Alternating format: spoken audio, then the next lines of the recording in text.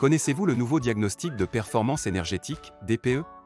Ce diagnostic obligatoire, fourni lors de la location ou de la vente de biens immobiliers, informe sur la consommation énergétique annuelle et les émissions de gaz à effet de serre. Il redéfinit le concept de logement à consommation excessive, après une évolution de la réglementation liée à la loi Climat et Résilience qui a été votée en 2021.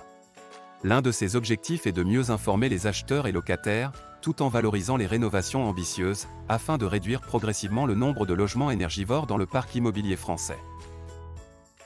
Mais qu'est-ce qui change par rapport à l'ancien DPE? L'ancien DPE calculait une étiquette allant de A à G, du moins au plus énergivore, en fonction de la consommation en énergie primaire.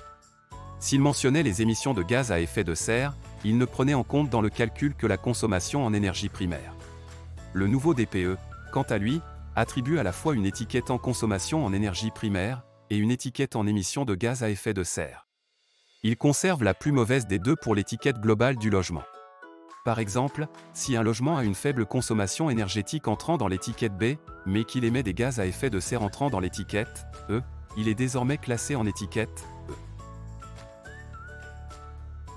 Le nouveau DPE marque aussi le passage de 3 postes de consommation à 5.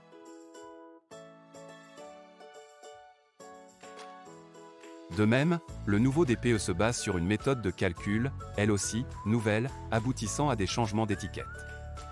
Concrètement, les nouvelles étiquettes voient leur valeur basse et haute, décalées par rapport aux anciennes, ce qui provoque un changement d'étiquette pour de nombreux logements, pour l'énergie comme pour les émissions de gaz à effet de serre.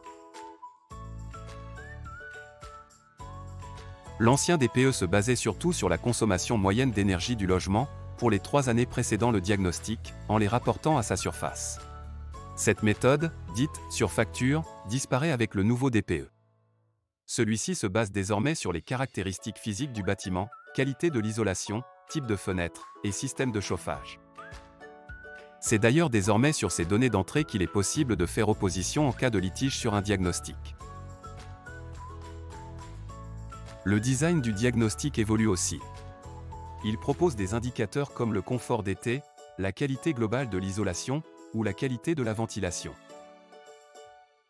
On y retrouve aussi des recommandations d'usage, de bonne gestion, d'entretien, ainsi que de travaux avec l'évolution de la performance énergétique après travaux.